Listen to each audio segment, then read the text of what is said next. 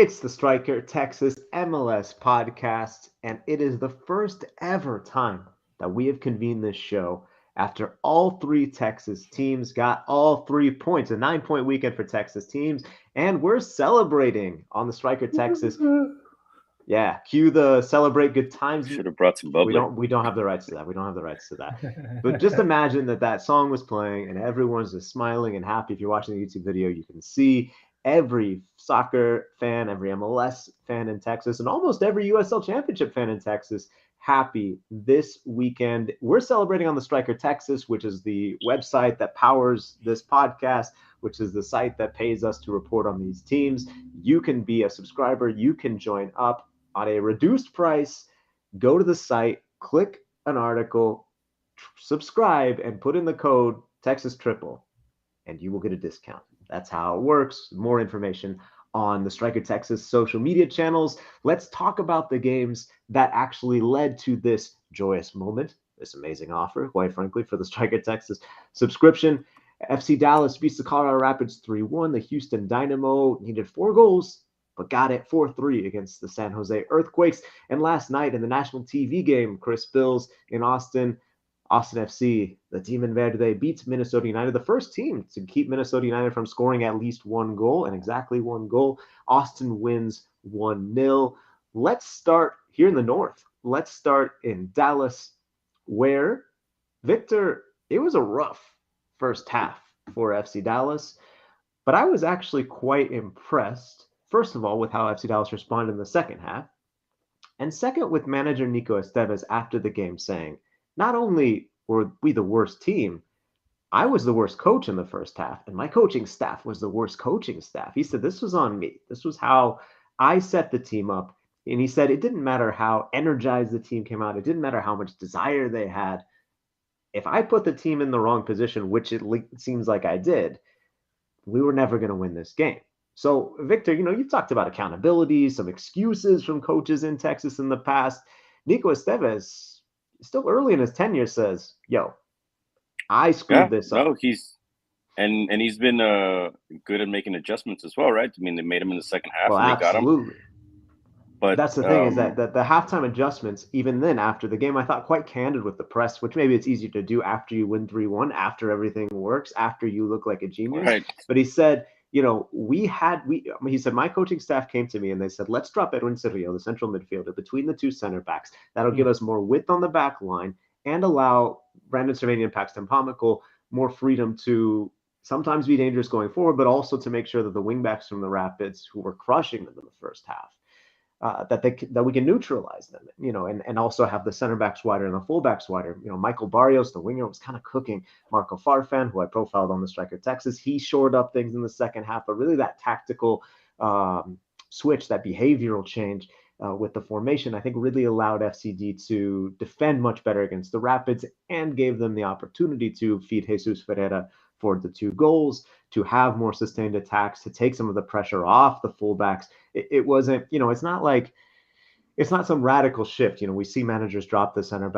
midfielder between the center backs to push them wider all the time, but it's something that Estevez said, hey, we didn't work on this in training, but speaking with Brandon Cervania, speaking with Jesus Ferreira after the game, they were like, you know what, we have belief in this team, in the coaching staff, and when they tell us that we're going to do something, we're going to do it. Chris, it was interesting because Ferreira brought up the point that, I think all 3 of the Texas teams, this is the first time this ever happened, we got all 3 points. I think all 3 are kind of trying to banish the memory of 2021. Yeah. And it's easy to say, well, turn the page, it's a new team, it's a new look. In FC Dallas's case, it's a new coach. But at the same time, Ferreira said at halftime, some of us were thinking about that we can't get in this kind of hole again, that at home, you have to get 3 points. And I thought it was impressive that not only were they able to make the tactical modifications, but also mentally able to sort of move on from what last year I think would have turned into a loss. Yeah, for sure. And I mean, we'll get into similar themes there with both Houston and Austin.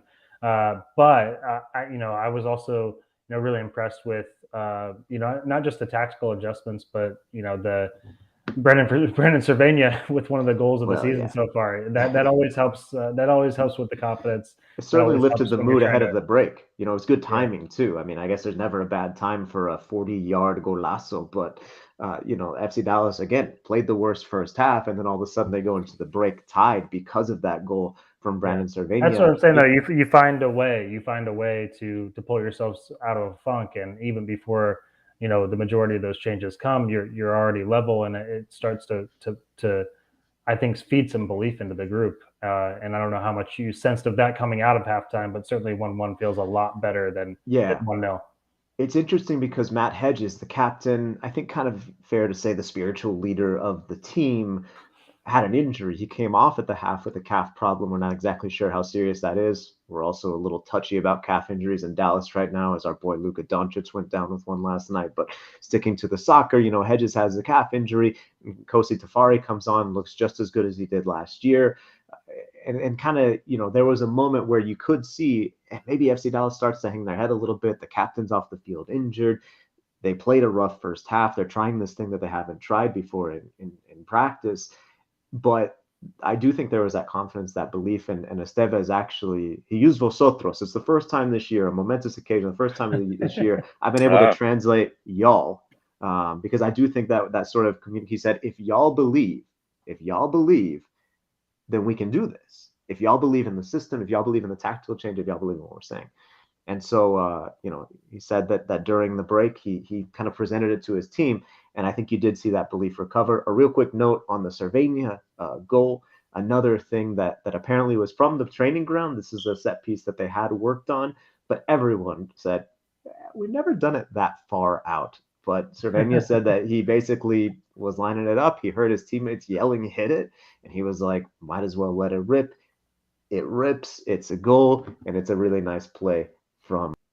And that makes for a more complete team as well. I mean, we've talked about the big trio up front and what they can do, but when you start having these kinds of players that start showing up, being able to help you out, get you out of some of these predicaments, I mean, that's when you have a team that can really start doing some danger, right? That's why I think we were talking about last week, who was the best team. I think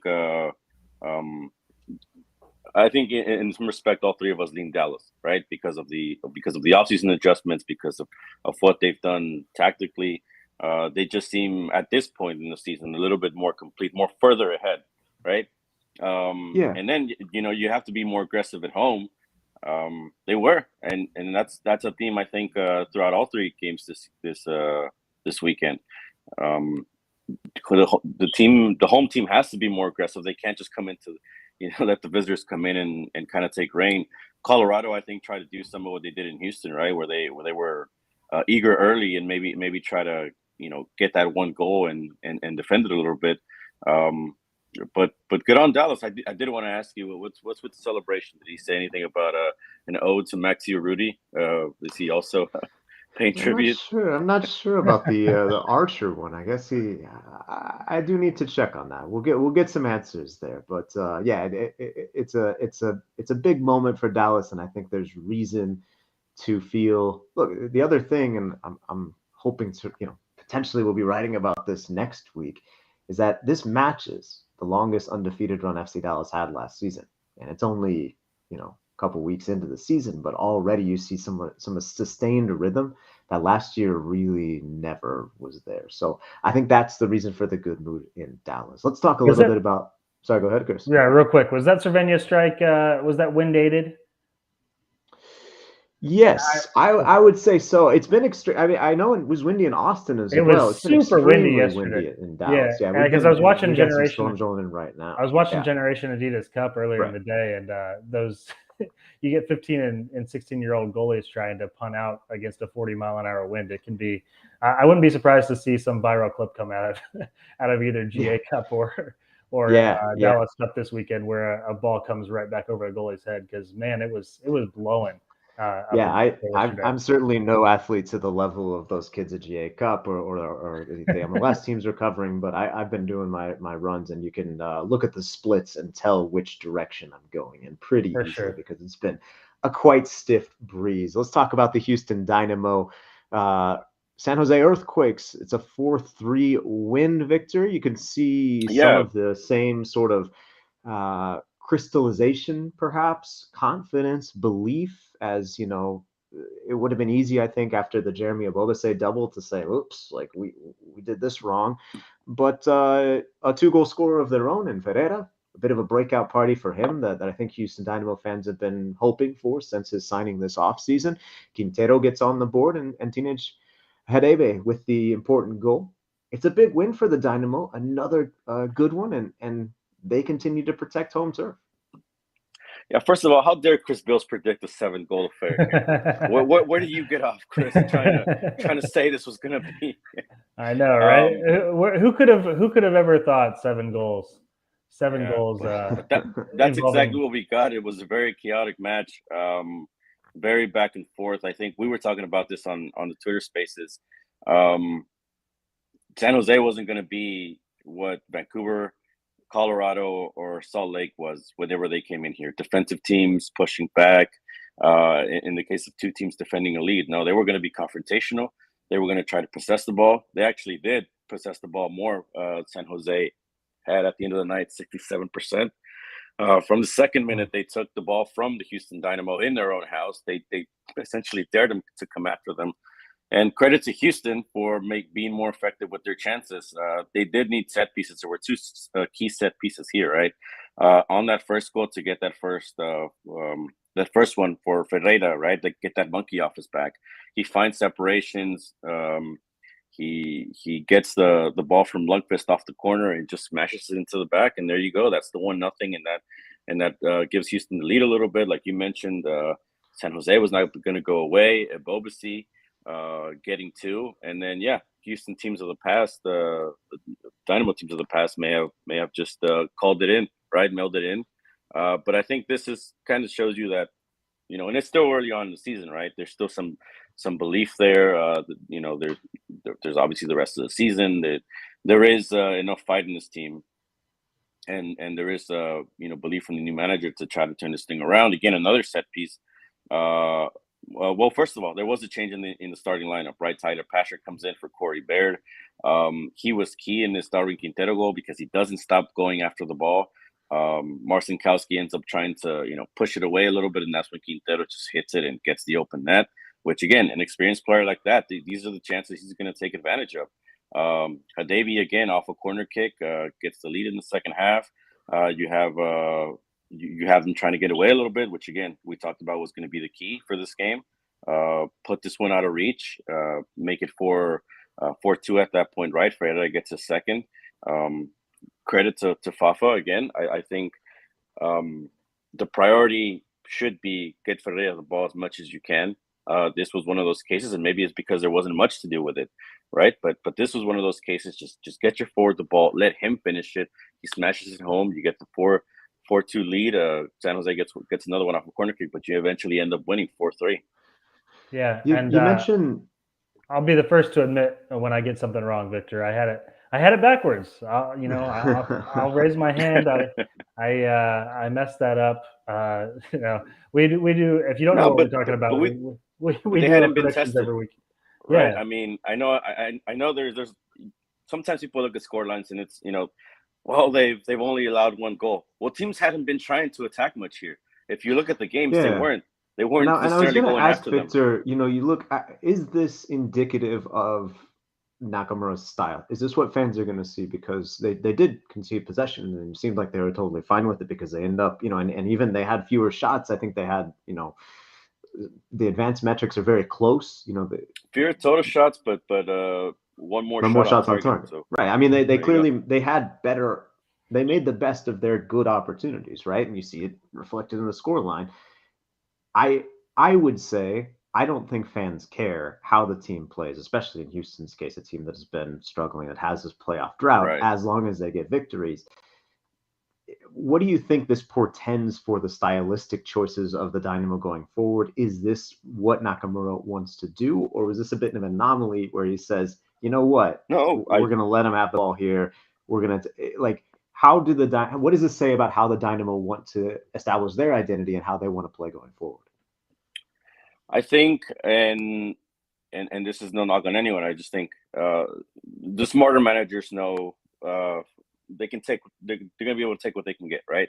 I think in the sense of Nakamura, obviously he'd like to be more tighten up things defensively, right? There are some things going on there with I believe Tim Parker's coming back from an injury.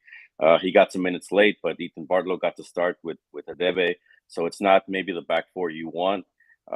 But he understands, this is at the end of the day, you gotta win at any means necessary, right? This could have easily been a 4-4 draw. Steve Clark makes a good save at the end of the game, just like the Vancouver game could have been a draw, just like the Colorado game could have been a loss if Tyler Pastor or Memo Rodriguez doesn't capitalize off a bad clearance by William Yarborough, right? Like they're still on slim margins here. They're still many, not many different ways. I mean, they're doing the right things.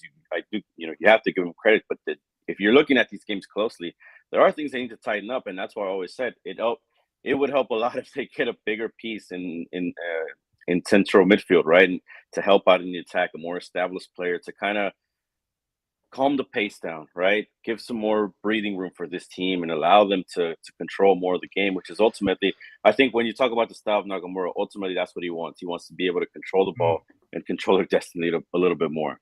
Yeah, and I mean they got help coming on that end. They should get a guy like Hector Herrera. I would say they should get. Yeah, exactly. That's going to be a big help.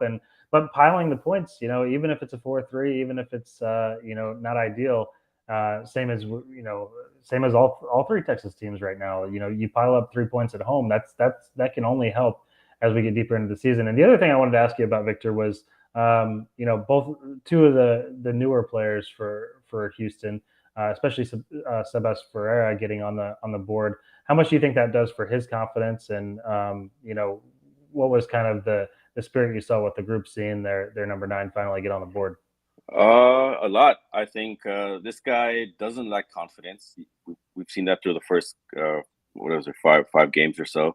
But he was frustrated, right? And you could see that during games. And you want to see that out of your forward, right? You want to see some personality. You don't want to just see somebody that that would just kind of it's cool.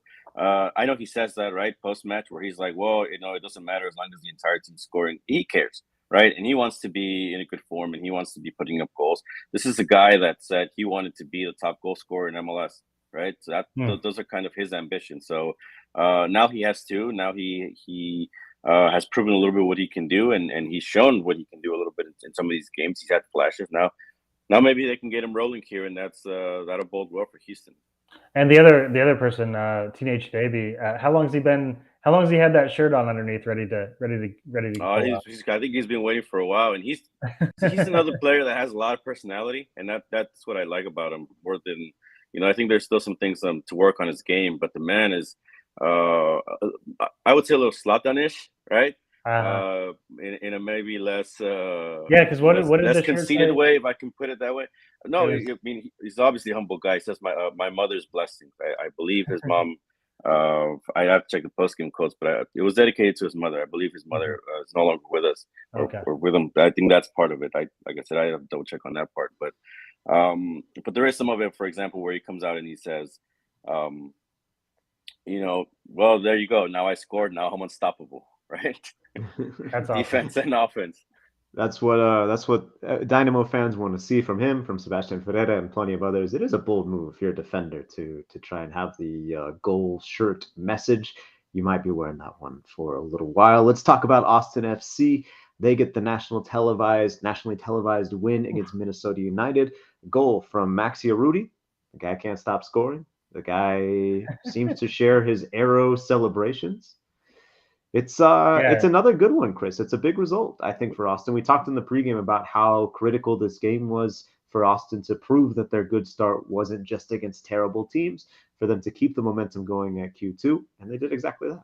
Yeah, he couldn't let Brandon Cervena get one over on him, pulling out the arrow celebration. But back-to-back weeks with a goal, and I'll have more up later today on this Record Texas with some reaction from Josh Wolf. The coach actually said this was one of his favorite wins, even though I don't think it's one that will go down in the storybooks. It's not one of the most memorable games that's ever been played at Q2 Stadium, even though there's only been 20 games played from Austin FC. I feel like Q2. picking your favorite win as a manager is like, people who have multiple kids trying to pick their favorite child. Aren't they all important? Don't they all matter? The point next was, one. It's always the next one. The point from Yeah. him, the point from him was that they really had to work for this one. This was not an easy game. That Minnesota United. It was definitely an Adrian Heath special. They conceded, I think, at some points it was nearing on 70% possession for Austin, and it was sort of back to 2021, right, where you see all these crosses coming in. They had 11 crosses in the first half. The most they'd had in the season was 18, and they ended up short of that number. They had 15 in the match, so only 4 crosses in the second half, and I think that showed the adjustment that Austin FC made. Certainly getting the goal before the 60th minute helps with that, but Josh Wolf put on an extra midfielder in the last 30 minutes, bringing on Johan Valencia and taking off a wide player with Ethan Finley coming off. So more emphasis on the middle of the field. Alex Ring was sort of floating, playing a little bit on the wing, but really playing closer to goal than we've even seen him all year. And he switched both fullbacks, which he explained on the broadcast, I thought, pretty eloquently. That the fullbacks are driving the game just because of the way that Minnesota was giving up the wide parts of the field. And he saw that Hector Jimenez, who got his first start this year in place of Nick Lima, and Jean Kolbanich were starting to tire, puts in John Gallagher, fresh legs with John Gallagher and Nick Lima, 2 of the better athletes on the team. And I thought that they did drive the game, and they were able to also recover. John Gallagher, with his fresh legs, has been one of the more exciting substitutes for Austin FC this year, playing in a new position at left fullback. And it was, but the goal itself it's the kind of goal that you need a striker to score in a game like that, right? He's down. Playing possum. Yeah, he was playing possum. He's down on the field. He's complaining for a penalty. He realizes that Hector Jimenez has the ball on the wing, gets up, and just one times it into the net. And it's not a pretty game. It's not necessarily a pretty goal, but it gets you 3 points, and that's all that really matters in a game like that. Yeah, like we're saying, I mean, you have to win. Like, I think that's a lesson that these Texas teams didn't really. I mean, it sounds silly, right? Like, everyone knows you have to win, but I think in MLS, where home victories are so critical, where if you drop points at home, it's going to be really difficult to make them up on the road.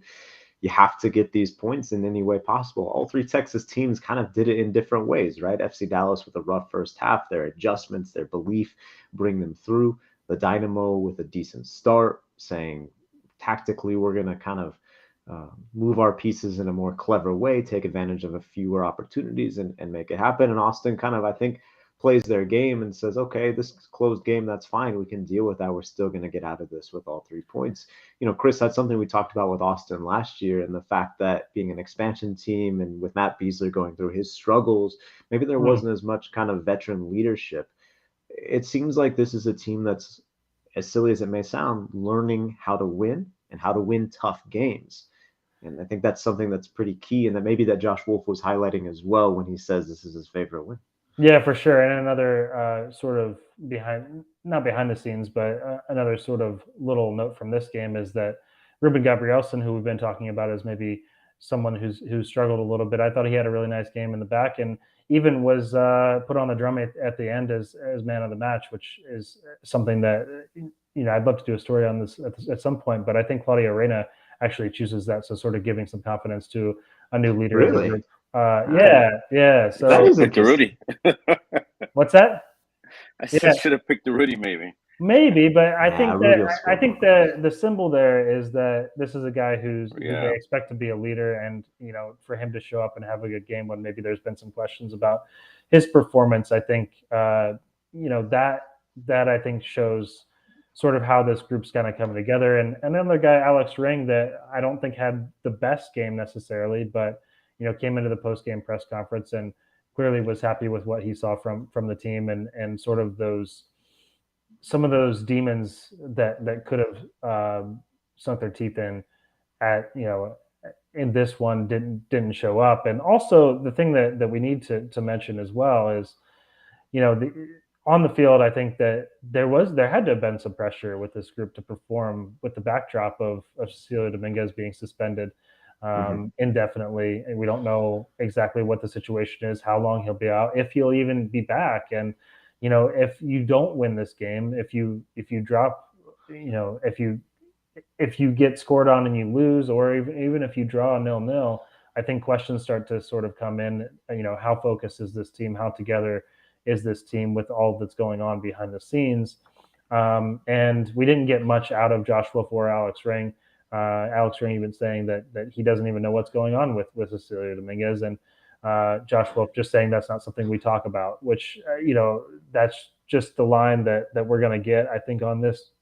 Yeah, from everybody at not be named. Yeah, and it's weird, right? Because here's a guy who was a centerpiece of the team, and now they can't even really talk about him, and who knows what the mood is like. Yeah, but do they really need him going forward? I mean, I do think last year with the big part missing was the number 9. Now you have one. Listen, I think Cecilio's had his ups and downs, but as far as an on the field piece, they really could have used him in this one. Trying to break down a team out wide on the wings. Yeah. There was a lot of moments for isolation, and Diego Fagundes is good on the dribble, but he doesn't necessarily have speed.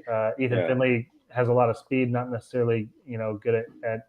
So well, I think, and late in the game, Chris, I've heard of Elf on a Shelf, but Ring on the Wing. I mean, and we saw a little there. We saw a little. We did. I kind of want to hint on that, because I think Houston sometimes is a little too organized, right? Too strict in the way they kind of move up the field. I think they need a little bit more liberty. I'm looking at Austin last night, and I'm thinking these guys are too free, too free out there, right? Too loosey goosey, too run and gun. Alex Ring is up there trying to bicycle kick or something. I mean, maybe bring people back in their spots. No. If Alex Ring scores a bicycle kick, then we're leading the show with Alex Ring bicycle kick. The promo code isn't Texas Triple; it's Ring Bike. Well, yeah, but you know what? Who has a better shot of making it, Rudy or Alex Ring? Yeah, no, it's fair. I think Alex Ring. I think the fans are starting to get a little frustrated with. He's had several chances now in front of goal, and he's not necessarily. I love it. A lethal finisher. But it doesn't sound like you do. It doesn't sound like you love it. No. I'm saying when you're you're 1-0 or you're 0-0, right? And you're trying to put this game away, and it just seems like your team is kind of like running around with the head cut off. I think in some sense, I think that's actually maybe a sign of a bit of maturation, because this is a team that they play positional play. They're so set in their ways, and sometimes it does take a little chaos to break through in a match, especially against a Venezuelan team that's going to pack it in and make it difficult. And they needed to try something different. And also having an extra midfielder on the pitch, I think, did sort of confuse Minnesota United a little bit and made it more difficult. Minnesota looked confused enough with whatever they were doing. Yeah, I know. But they were getting through the middle of the beginning of the second half, and that definitely got shut off when Johan Valencia came on the pitch. So good sign for him moving forward. A guy who's struggled to break in the starting lineup, who was a big offseason addition, and I thought this was a good performance from him. Good signs all around. Good signs all around. All 3 Texas teams in the playoff positions. All 3 Texas teams on 11 points. A reminder: you can subscribe to the Striker Texas using the code Texas Triple and get a big discount. Heck yeah. Let's look ahead to the weekend. Houston hosts the Portland Timbers. That's at 5 p.m. Central Time. That's a weird kickoff time. What's up with that? Is it just because of the holiday weekend? It's part of a doubleheader, actually. Houston Timbers first team, and then you get to see Dynamo 2 against Timbers 2 right after.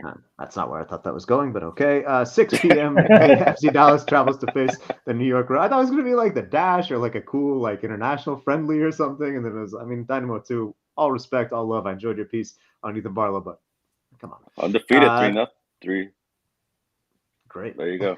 The New York Red Bulls welcome FC Dallas. That's at 6 p.m. Central. That one's up at Red Bull Arena. And I thought that was on national TV. It's not. It's on ESPN Plus. And Austin travels to the nation's capital. Chris, you making that trip? I am, yeah. And I think I've heard that there's a lot of Los Verdes, a lot of Austin Anthem making DC the trip in April. I think there's still cherry blossoms, yeah? I think Or so. they already Yeah, fallen? that's what I've heard, that this is the best time of year to be in DC. So looking forward to that trip.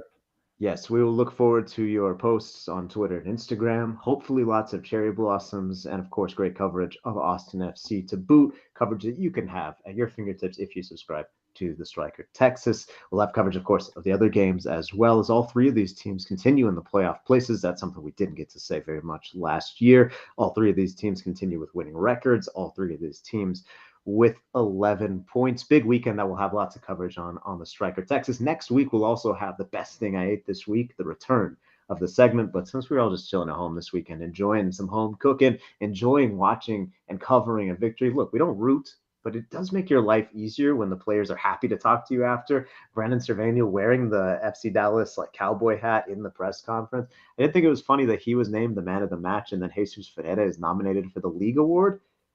But Cervania had the golazo and the assist for the third goal that I thought he waited too long on. I was really kind of live. I was like, ooh, the chance is gone. And then it wasn't. Great game from Cervania. Good progress from FC Dallas. Great game from Houston Dynamo. Good progress. Great game from Austin FC. We'll chronicle it on the Striker Texas, and we'll talk to you guys next week on the Striker Texas MLS podcast. Until then, be